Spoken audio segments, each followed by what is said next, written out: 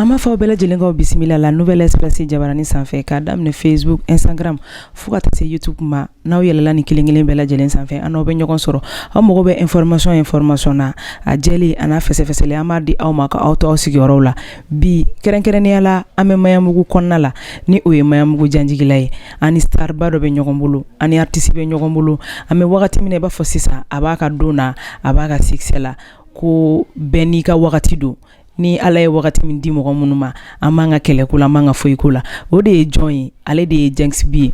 Jenks B yɛrɛ ye jɔn ye a donna dɔnkilida la cogo di a ye gɛlɛya jumɛn sɔrɔ a ye nɔgɔya jumɛn sɔrɔ a ka dɔnkilida la a bɛ n'i da don ni bɛɛ lajɛlen na ka ni ɲɛfɔ an ɲɛna Jenks B a ka di ne ye i k'i yɛrɛ fɔ dɔɔni Jenks B yɛrɛ ye jɔn ye mɔgɔ minnu bɛ ka nɛ ni wagati na a bɛ se ka kɛ mɔgɔ dɔw b'i dɔn dɔw t'i dɔn ok o diyara n ye trop ni ko n k'an yɛrɛ fɔ dakuruɲɛ kelen Jenks B ye Umar de ye Umar Bagayoko o de Jenks B ye n ye malien ye d'accord mais Jenks B Umar Bagayoko Jenks B yɛrɛ nana cogo di parce que n'i y'a jateminɛ Umar Bagayoko Jenks B Jenks B bɔra n yɛrɛ ba tɔgɔ de la ne ba tɔgɔ de tun ye Jɛnɛba i n'a fɔ aw bɛɛ b'a dɔn cogo min donc Jɛnɛba u tun b'a wele Jeni ne yɛrɛ san Jeni Si la race de Jeni Jeni Si o de dilannen filɛ ka kɛ Jenks ye donc bi min b'a sanfɛ o ye Bagayoko ye ne ok d'accord Jenks B yɛrɛ donna musique la cogo di ouais o fana diyara n ye musique ko ma wuli n'a ye direct n ko n b'a kɛ n y'a kanu depuis n ka dɔgɔn bon i b'a dɔn dakan ye fɛn dɔ de ye min ye sikɔrɔba ye voilà depuis n ka dɔgɔn n tun bɛ to ka dɔnkili da n ka musokɔrɔba ye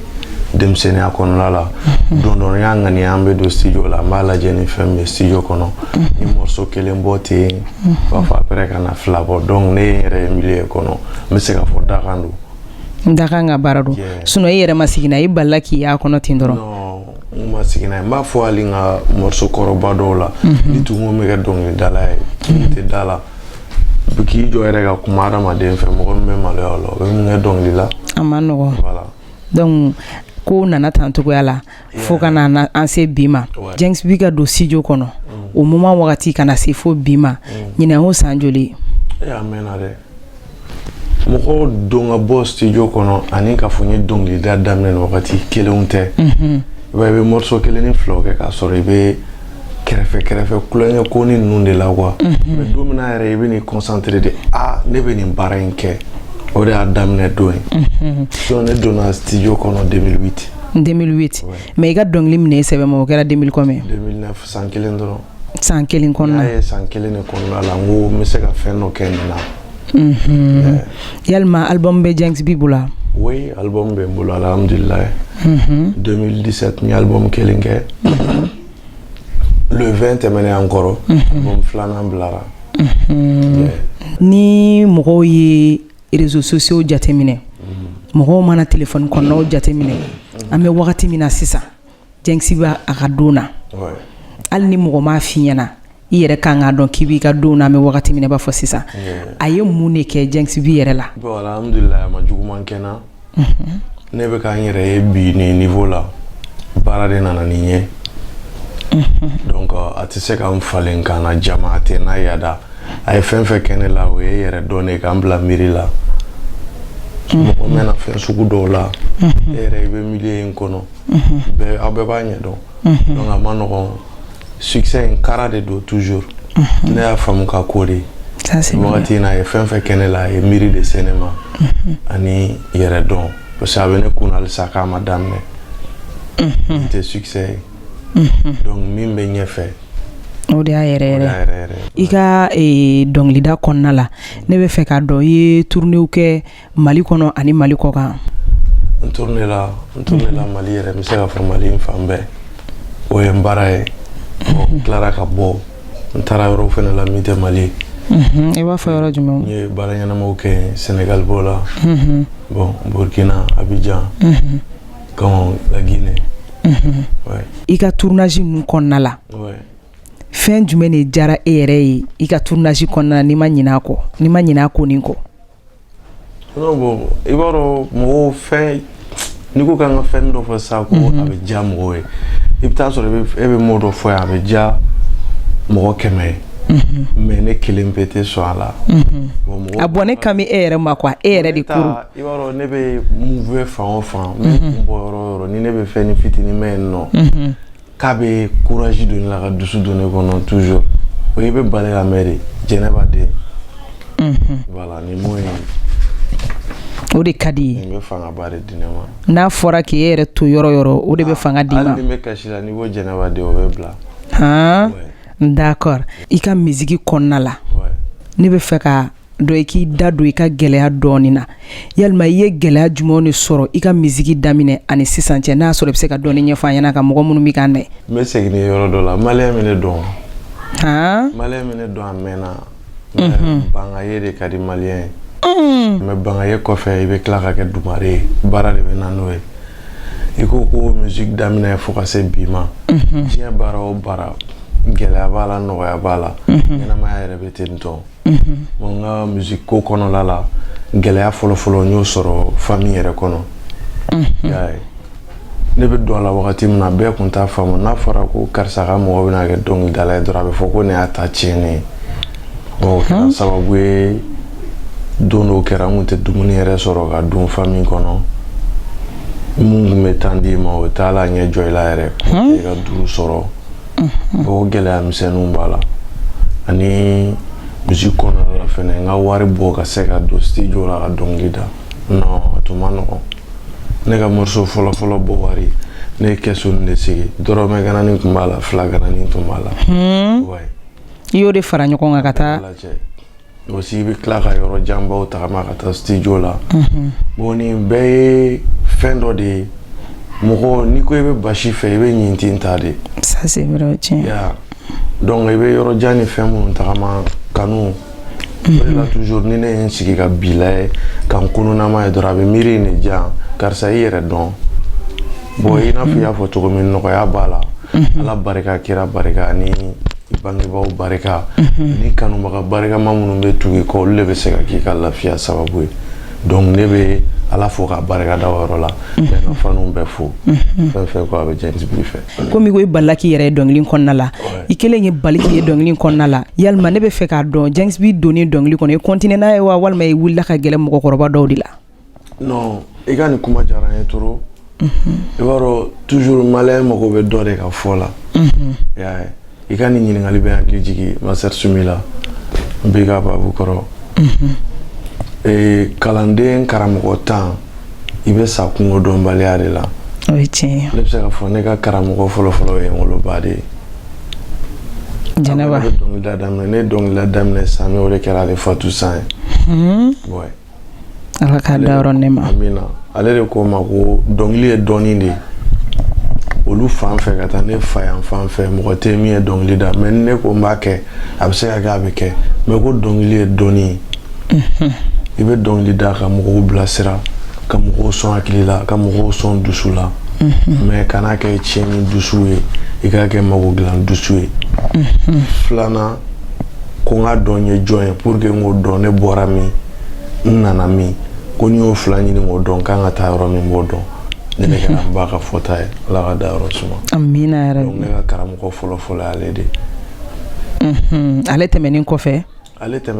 ni mɔgɔw jɛra ni n kɔrɔw jɛra ne yɛrɛ bɛ se k'a fɔ ne yɛrɛ filan tɛ yen parce que ne b'a fɔ bɛɛ man kɔrɔ i y'a ye bon n bɛ Master Sumi fo a nɔfɛ tagama a ye fɛn caman yira n na i n'a fɔ n ye caman faamu ka caman dɔn voilà donc n'a y'a faamuya i ba tɛmɛnen kɔfɛ i gɛrɛla Master Sumi de la k'ale ka fɛnw caman ɲɛdɔn donc ale ye sira caman yira i la ni mɔgɔ min ye James B ka dɔnkiliw lamɛn a bɛ hinɛ don i dusukun na a bɛ miiri janya a bɛ misi don i dusukun na c'est à dire que i tɛ se ka dɔnkili i ka dɔnkili foyi ma bɔ ko n'i y'a lamɛn n'i y'a k'a la k'a daminɛ sɔn daminɛ ka taa se laban ma ko ji ma ci ɲɛ kan a ka gɛlɛn dɔɔnin mun de nana ni o ye mun de ye James B bila ka nin style kɛ sisan n k'i ma ne tun bɛ Master Sumi nɔfɛ yɔrɔ n'i bɛ Master Sumi lamɛn n'i bɛ ne lamɛn fɛn kelenw tɛ yɛrɛ i b'a fɔ Kayi ni Kidali tellement a ka jan bon ne ye dɔnkilida faamu k'a kɛ fɛn dɔ ye ani olu fana y'a faamu k'a kɛ min ye sita tɛ kelen ye mais ga tiɲɛ de do. Ça c'est vrai. Ne ye malien de ne ba ye bɛɛ ye waati dɔ kɛ ɲani na diɲɛ na souvent fi bi yɛrɛ ɲininka ko ɲuman na i nana. Donc ne ye dɔnkili da ni n ko n bɛ dɔnkili da malien ye n'i bɛ dɔnkili da malien ye i tɛ kuma malien ma diyagoya k'a ka don k'a ka diya ye. I tɛ na ka na kuma malien ma ka kuma nɛmu kalabanciya na ka tɛmɛ k'a bɛ diya malien ye. Ne y'a faamu tiɲɛ ka di malien ye o b'a fɔ ko malien tɛ tiɲɛ fɛ tiɲɛ ka di malien ye wa a b'a fɛ ne ka fɔta bɛ bɛnnen don bi an yɛrɛ kɛtaw de ma mais i bɛ tila k'a ye k'o bɛ ka diya malien ye n'i ye dɔnkili dɔ bɔ sisan ko jugu paf i b'a ye bɛɛ b'a snapper hali jugu yɛrɛ b'a snapper ko jugu b'ale la. Ça c'est vrai. Donc a ma nɔgɔn ne ye malien dɔnkili da faamu ni ninnu de ye ka dɔnkili da malien ye k'a yira k'a fɔ mɔgɔ bɛ se k'i to kɛlɛ kɔnɔla la ka tila ka yɛlɛ ka sɔn fɔ a ye an ka layɛ an ka falen baara kɛ tan tɔ ne mais mɔgɔ dɔw bɛ yen u t'a fɔ u b'a fɔ ye karisa bɛ ka mɔgɔw bila ɲɔgɔn na karisa bɛ mɔgɔw bila ɲɔgɔn na non. N y'o faamuya a ka di ne ye sisan nɔ kuma ye baro dɔɔni kɛ Jengsi bi ka kan dumanba in dɔɔni fili. Ija ye ko kɛlɛ t'i ban nafolo ko kɛlɛ t'i ban muso ko kɛlɛ t'i ban jatɔgɔ ko kɛlɛ t'i ban kabini hinɛ bɔra adamadenw dusukun na anw ni ɲɔgɔn cɛ nin ye ne Jengsi siran nafiki tɛ lafiya a ye sɛfan toli cɛ kun na a n'o ka kan ɲɛngo ɲɛ tɛ suma mɔdela ye gɔngɔrɔ da kun na a n'o ka kan a bɛ ni ala a siri lafiya don na i bɛ taa sɔrɔ bana bɛɛ b'a la kɔdimi de don wa a koko bana de don wa ma dɔn sendimi de don wa ɲɛna dusukundimi de b'i fa ne b'o dɔn. Voilà.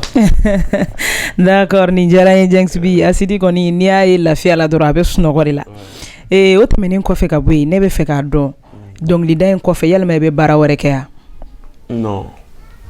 Dɔnkilida kɔfɛ n tɛ baara wɛrɛ kɛ. I tɛ foyi kɛ i ka fɛn bɛɛ bɛnnen don musique dɔrɔn de ma. N ka ɲɛnamaya yɛrɛ ye musique de. Jengsi bi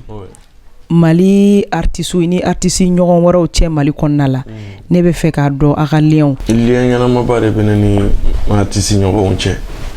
ka daminɛ mɔgɔkɔrɔbaw la ka jigin n yɛrɛ fila ni n kɔrɔw ani dɔgɔninw ne ni bɛɛ ka di n bɛ bɛɛ bonya wa n bɛ bɛɛ fɛ problème tɛ ni mɔgɔ si cɛ parce que ni artiste ye featuring kɛ ka tɛmɛ hali sini fɛnɛ ni Mali artiste ye featuring kɛ mais i b'a fɔ ne ni Master Sum ye featuring kɛ ne ni Uzbi y'a kɛ ne ni Luka ye featuring kɛ mais sɔni sisan o yɛrɛ bɛna bila même Sidiki Jabate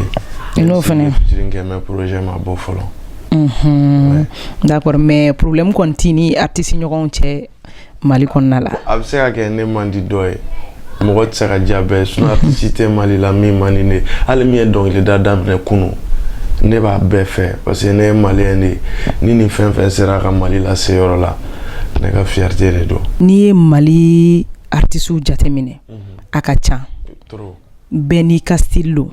ɲuman b'u la i b'a fɔ juguman b'u la cogo min na mais e yɛrɛ fɛ Mali art a bɛ ka taa ɲɛ wa walima a bɛ ka segin kɔ de. Ne tɛ kuma ni kunun ni kunnasini mais bi Mali musique bɛ ka avancer ni n ko kunun ni kunnasini a bɛ se ka kɛ an lamɛnbaga dɔ b'a ye ou bien dɔ bɛ to a lajɛ la karisa ye fili la kuma la fili tɛ ban i n'a fɔ fɔlɔ ne y'a mɛn cogo min n kɔrɔw da dɛ i b'a ye farafinna yɔrɔ caman bɛ yen nɔ olu tun bɛ girin Mali musique nɔfɛ ka tila ka ye anw de tilara k'an ta yɛrɛ bila wagati dɔ la ka yɛlɛma walimɔgɔw kan n'u ye min kɛ an b'o yɛlɛma o tɛ Mali musique la bi mais ni wagati laban in na ka na 2020 ka se 2021 ma alhamdulilayi toujours n bɛ profiter o fɛ n bɛ fɛnnin dɔ fɔ artiste ɲɔgɔnw ye an ka sɔn an yɛrɛ ye an ka sɔn an yɛrɛ an ka kan yɛrɛ fɛ complexe bɛ ɲini ka maliyɛn faga. Ça c'est vrai. Ka dala an bɛ min kɛ k'a ka ɲi ka ɲɔgɔn minɛ quoi. I ko ko Mali dɔnkili bɛ ka avancer a bɛ ka avancer i b'a fɔ aw denmisɛnnin minnu bɛ yen sisan aw de bɛ ka baara kɛ wa walima a ko bɛ cogo di. An de bɛ ka baara kɛ n'i y'a ye salon tɛmɛna ko salon na sini tɛmɛna a ma ɲɛ fo salon ni ɲinan denmisɛnnin minnu bɛ ka baara kuraw kɛ k'o de bɛ ka a lataa ɲɛfɛ o b'a yira k'a fɔ ko kunkolo kɔrɔ minnu tun bɛ n'olu de kan ka lata u ma se de i b'a ye toujours i bɛ an ka artiste dɔ de mankan mɛn a cɛ non valeur tɛ mali artiste la dɔw bɛ sɔrɔ hali sufɛ ni polisiw bɛnna patrouille la dɔw bɛ sɔrɔ n'i taara yɔrɔ dɔw la mɔgɔw t'u mago don i la ka ɲɛ non n'i ye valeur k'i yɛrɛ la mɔgɔw b'a k'i la ça c'est vrai ne tɛ se ka bɛn ne kɛ k'a fɔ ko ne b'a safa a bɛ dépend i yɛrɛ ye cogo de la donc an ka valeur k'an yɛrɛ la an ka fɛn ɲɛnama fɔ an ka kuma ɲɛnama fɔ an ka thème ɲɛnamaw la baara jɔn dan y'i se de ne bɛ min na tantɔ i b'a sɔrɔ dɔ tigɛlen don la port i y'a ye mais n'i ko fasojɔ la dɔrɔn bɛɛ kan ka na ni biriki kelen kelen n b'a fɔ an ka tisi ɲɔgɔn ye an ka valeur k'an yɛrɛ la an ka k'an yɛrɛ fɛ an ka thème ɲɛnamaw ta an ka ko ɲɛnamaw kɛ il est temps. D'accord. Sera wala. Ça c'est vrai. Voilà. I ka concert i tagalen mɔgɔ wɛrɛw ka concert la Mali kɔnɔ ani Mali kɔ kan est-ce que Jenks B delila ka concert yɛrɛ kɛ a yɛrɛ ya? Si ne ka ko daminɛ ne kɔsa in na de nin bɛɛ ye yɔrɔ wɛrɛ concert de sinon ne ka dɔnkilida daminɛ fo ka se nin wagati la ma ne ye concert caman kɛ n yɛrɛ dɛ. I yɛrɛ ka propre concert? Ouais, san o san ne tun bɛ concert kɛ n bɛ concert kɛ n ka quartier ba mɔgɔw tun bɛ bɔ hali dugu wɛrɛw la ka na ba o caman kɛra. D'accord. Ni mɔgɔ min ye Jenks B ɲininka san filɛ yɔrɔ min na ko fɛn jumɛn de ka di e yɛrɛ Jenks B e bɛ mun de fɔ? Diɲɛ yɛrɛ kɔnɔ fɛn jumɛn de ka di e yɛrɛ? Non ne diɲɛ ye fɛn diɲɛ kɔnɔ bonya dɔrɔn. Bonya? Ouais. O ye fɛnba ye. Ni ko an ka jɛ ka ɲɛ ka bɛn ka kɛ kelen ye ɲɔgɔn gasi sigi ko to ɲɔgɔn ta la ɲɔgɔn lamɛn ani ɲɔgɔn bonya nin bɛɛ bɛ sɔrɔ bonya in de kɔnɔla la. Ça c'est vrai. O de ka di ne o de kama an bɛ bɛɛ bonya. Mais mun de man di e yɛrɛ ye? Non n'i jɔra ne la dɔrɔn n bɛ saya de ne tɛ jɔnmaya fɛ donc ne tɛ jɔ mɔgɔ la hali ne wolodenni minnu bɛ yan nɔ ne tɛ jɔ u la donc ni mɔgɔ jɔra ne la dɔrɔn a bɛ digi ne la. O de b'i tɔɔrɔ? O bɛ n tɔɔrɔ kojugu. D'accord. Sinon k'a fɔ fani min bɛ digi n na bana min bɛ digi n na olu bɛɛ ye fɛn wɛrɛ de ye faniba bɛ bɛɛ la. Komi i ye album 1 bɔ ka album 2 bɔ yalima Jenks B yɛrɛ ka projets ye jumɛn ye don n'a nataw la? Baara caman bɛ n bolo labɛn caman bɛ n bolo i n'a fɔ hali ni album in kɔfɛ an kɛlen don ka image caman labɛn n'o ye clip caman ye maliyɛnw minnu sɔrɔ et puis concert wɛrɛw bɛ yen fɛnɛ yɔrɔw la minnu tɛ Mali ye date janw tɛ sɔɔni a bɛna bɛɛ ye. Mais yalima kalanden bɛ Jenks B kɛrɛfɛ yan? O denmisɛnnin bɛ n bolo sinon Lille 3 de bɛ ne la. Lille 3 mais 4nan in ale tɛ Lille ye i filɛ ka kuma cogo min ale de nana ten an bɛɛ bɛ carré kelen blague mais ale bɛ dɔnkili mun da ne bɛ minnu da kelenw tɛ. K'an bɛ baro la encore a ma mɛn a ko kɔsa in na ale bɛ ka se ka a sago sɔrɔ a voix la donc k'o ye dɔɔni. Komi i y'i ka projet fɔ album b'o kɔnɔna la a ka di ne i ka dɔɔni ɲɛfɔ an ɲɛna i ka album kura in kan. Ok album kura in ye mon parcours. Mon parcours. Ouais. Album kura ye mon parcours ye n ye fɛn camanbaw de sɔrɔ a kɔnɔ ka fɔ maliyɛnw ye. 14 morceaux de album yɛrɛ bɛɛ mais 14 morceaux k'i dɛmɛ k'i ka ɲɛnamaya yɛrɛ dilan n y'a dabɔ dɔrɔn ne kama. Donc ni mɔgɔ ye 14 morceaux in kelen-kelenna lamɛn i b'i ta sɔrɔ a kɔnɔ? N'i ye 3 yɛrɛ lamɛn i bɛ stop ta fɔlɔ. E yɛrɛ ka dɔnkili daminɛ ani sisan cɛ e yɛrɛ bolo yɛlɛma jumɛn de yera i yɛrɛ ka kow la? Ne yɛlɛmaba de parce que n b'a daminɛ donni min kama ka san 2 san 3 sɔrɔ a la. I b'a dɔn ko pour que ne ka cigarette sɔrɔ ka min ne tun bɛ yala mɔgɔw sigiyɔrɔ de la ni dugu tilara bɛɛ ni Ala cɛ.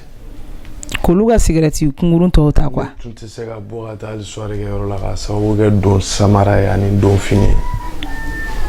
I tun bɛ tile nin dɔ ye bi n'a nɔgɔra i b'a bɔ de k'a ko k'a kɔnɔ n'a ma ja mouvement tɛ yen mɔgɔ tɛ yen min b'a k'i ye. N dun bɛ maga la album kɔnɔ i bɛ se baara dɔ la dɔnniya b'i la ni dɛmɛbaga t'i la baara in na i b'a fɔ i b'a lase.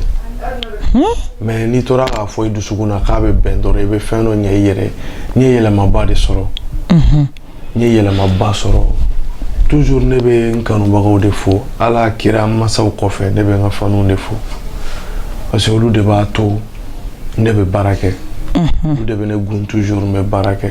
n ye yɛlɛma sɔrɔ i b'a ye salon jɛnkisi ani ɲinan jɛnkisi kelen tɛ san o san ne bɛ falen n falen o falen a bɛ kɛ ɲuman de donc o y'ala barikada de mais jɔyɔrɔ min fɛnɛ b'a la yɛrɛ dɔn kana tila n na tile kelen ne bɛ siran n'o de hali ni mɛ n da su fɛ yɛrɛ dɔn kana tila i la ne bɛ fɛ k'a dɔn jɛnkisi bi furulen don wa ne furulen don n tɛ cɛ ka na ye i tɛ cɛ ka na ye depuis combien de temps bon furula c'est entre 5 ans ni y'a 5 ans ye i ka mariage kɛlen don denw b'i bolo awɔ i bɛ se baara dɔ la dɔɔninya b'i la ni dɛmɛbaga t'i la baara in na don dɔ i b'a fɔ i b'a lâcher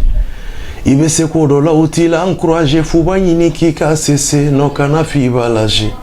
to k'a fɔ a bɛ bɛn n terikɛ ala de b'a di n balima a bɛ bɛn n terimuso ala de b'a di baara bɛɛ bɛ mɔgɔ dɔ kɛ fɛn ye n'i bɛ dɔɔni sɔrɔ ca min na to i k'i banba o kan kana fɔ i b'a dabi la mɔgɔ ye ni kow tiɲɛ n'i bolo mɔgɔ si tɛna fɛn d'i ma a ɲini ka bose ka sote i kana tɔnbe ni ala sɔnna ma don dɔ i bɛ fan bɛɛ kɛ yelen n'ala sɔnna a bɛ bɛn kabini fitini kabini cini ne diyaɲɛ ko bɛɛ tun ye musique u ye ne girin fo ka taa ne ɲɛna mini u ye n biri kan siri kan ci kan fari birinti ne donna kalan na ma se k'o ɲɛ n donna baara minnu na ne ma se k'olu si ɲɛ n dun ma bila ci la n ko n y'a fɔ n tɛ n ko n bɛ dɔnkili da n bangebaaw banna k'u tɛ ne tun bolo n ka tɛ bɛn car au début j'ai tellement souffert devant tout le monde ma ɲuman to ko la hayi gɛrɛw ni ɲɔgɔn cɛ n tun bɛ karame ko deli la nka bi a bɛ bɛn hɛn alhamdulillah fɛnɛ bɛ ka caman negela de d'u ma bɛɛ ye waati dɔ kɛ dimi na yan diɲɛ na souvent f'i b'i yɛrɛ ɲini ka mun ne nana diɲɛ na tellement que bi hadamadenya tiɲɛ na souvent f'i b'a fɔ ni se b'i ye k'i bɛ to i kelen na n'i kɛra duden fɔlɔ ye cɛ walima muso i b'a kuma sugu bɛɛ mi tulo la ni ala ma sɔrɔ ja i la a ma kanu ja i la kuma tɛ ka taa se furu ko ma u b'a fɛn bɛɛ fɔ u b'a fɛn bɛɛ kɛ i la to k'a fɔ k'a bɛ bɛn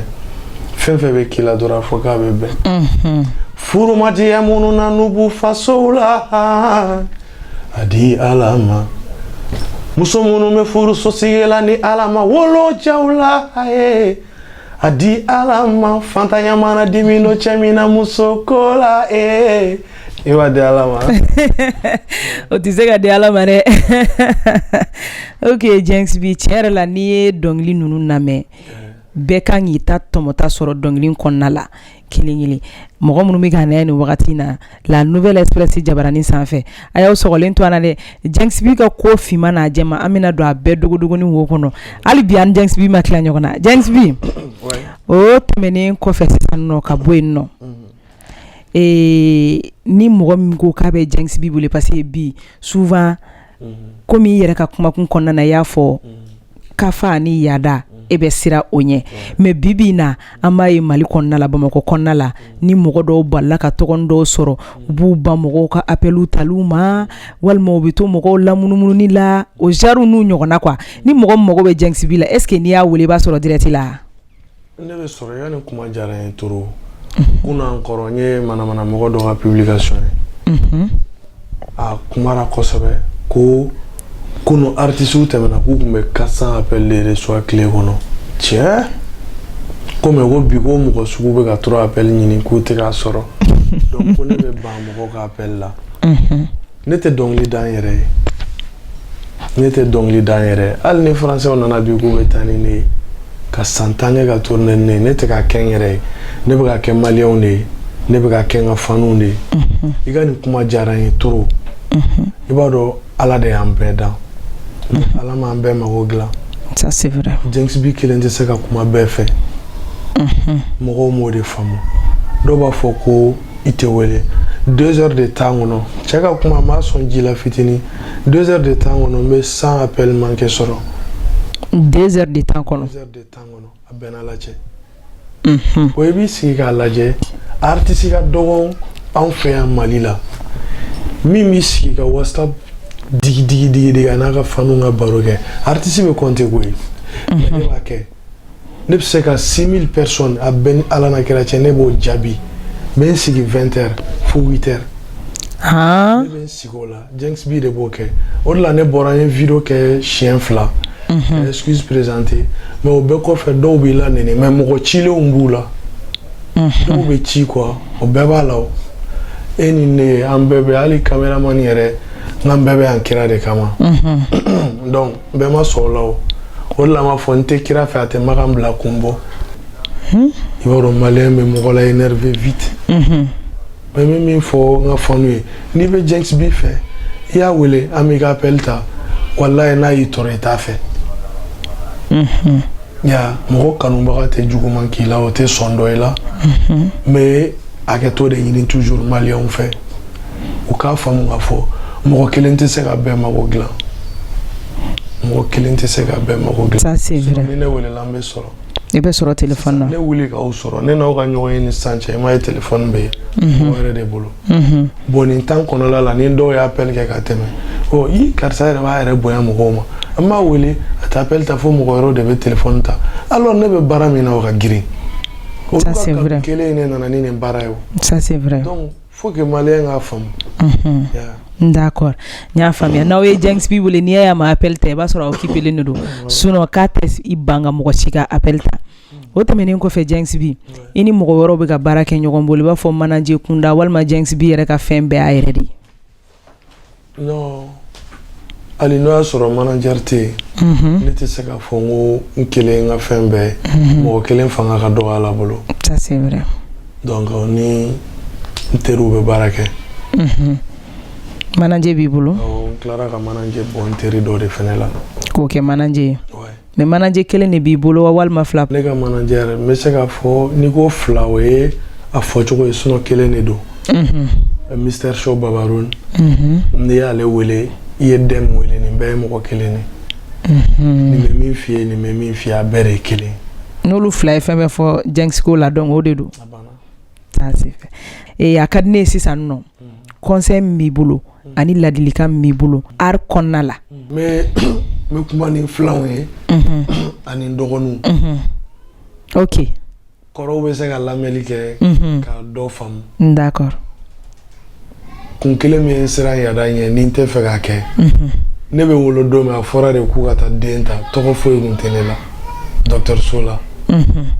bo ni ne sara do mi fene ati fo ka na Jenks tare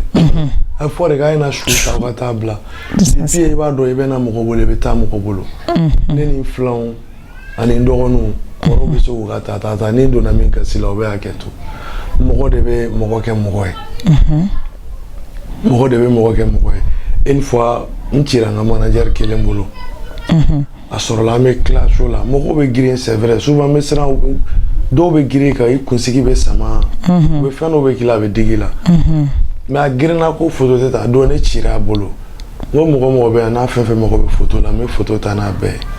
ko muna ngo chaque fois be ninke mo be ninke yere be to ka fando gune nya ko be digine la ngo ni e bide mo ko be ka gire ka artiste ka e ka ngala tanune dono be na ke artiste mana ta preste ni mo ko kele ma gire kana ko photo e be maloya ça c'est vrai donc mo ko ku kuma lo ka sa kuma ka kulenya ila no ne kuma ra feta manye fo artiste nyogoni c'est vrai un bébé occupé un bébé fin de là mais ne ntaro fo ga bola san do be abse ka ulta e bay ga famu ya ka fugo nyana ma ya wakati kumurunde billahi ni sigige miri dolara ma debe sabali nyana ma ya inte fuye wakati kumurunde do anga nyanyogombolo enne be kare kono itasro kunu nene bena kare kono nene kunkera den sugu do e nukume fienu ta ube ga foli refe nukume fienu ta akume na bi ka bana kana nke eni ala che kume so micro mne ki sigi kibe kuma nefe amano go nta ere don e bi se ka kuma no e amano go abete ntoni donc anga famu succès o bien refe be wakati de do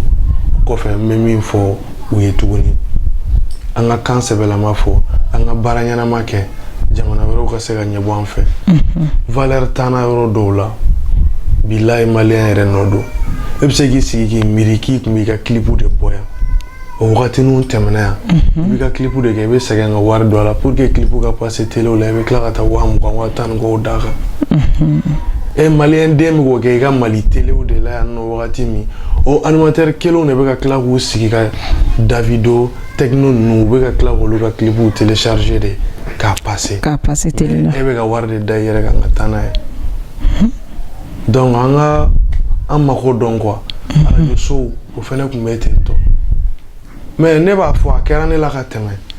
ba fo mais bi alhamdulillah radio show kelo pour que ka son ku ngase ka jouer o wakati nu te on a se ka ba ka do la bi nu eni me o ba fam ibe warde clara di animateur de bi wele a che crédit son ci de ni keta nyama sa na e magonya e kata jien ro ra trani malide voilà donc malawa meno anga malien de adabla nga malien rere ka malien de adabla ka ke malien rere Jenks bi ajaranye mugo bi ganna la nouvelle express jabarani sanfé ama fo an me Jenks bi de fembi kerenkerene la maya mugo janjigila an me novi jenaba de an kumale de febi nya don aw be ko tomo Jenks bi ka kumola abbe conseil chama soro Jenks bi ka kumola et puis abbe a famia Jenks bi re joni a jogo yɛrɛ nini wa a bɛ sɔni ma walima a tɛ sɔni ma m'a dɔn aw caman ye faamuyali sɔrɔ o la a tun ka di ɲɛ mama a tun ka di ɲɛ kisa kona ko bɛ k'i ye a tun ka di ɲɛ mama a tun ka di ɲɛ k'i bila ka taa hiji la we a tun ka di ɲɛ mama a tun ka di ɲɛ ka taa n'i ye fo USA a tun man di ɲɛ mama saya kasi ma ka sɔrɔ n b'i tɔgɔ ma yiri la a tun ka di ɲɛ mama ni bɛ prestation na i ka to ka ne suive mama saya le no ma sebe saya jote bo erbe wati be meto ki sikola mama ibe kumaniye tuma be wati be ni metro ni yele la meto ki be kumaniye ne ma do de soro ile yoro la matino nyon kenyi nye kanu do soro ile yoro mama matino nyon kenyi kanu mbauka kanu kote laji abauka deme kote sinji la deli kote nwolo de nuka hine kote kalo konoto ne la do olusimi toro kalo konoto me balo jelila olusimi toro wa ibe mbange domi ibe saibe balo moko situnto don mama nebi togo ke darapo eki yamba sana neba mama jeneba nyogote iye neba mama amba ude nyogote ajaranye jeneba nyogote aywa la nouvelle express mogo munun be anga page ka Facebook YouTube fo ka taa se Instagram ma an bɛ aw bila yan nɔ n'ala sɔnna ma don wɛrɛ a b'aw ɲini artiste wɛrɛ aw kan bɛn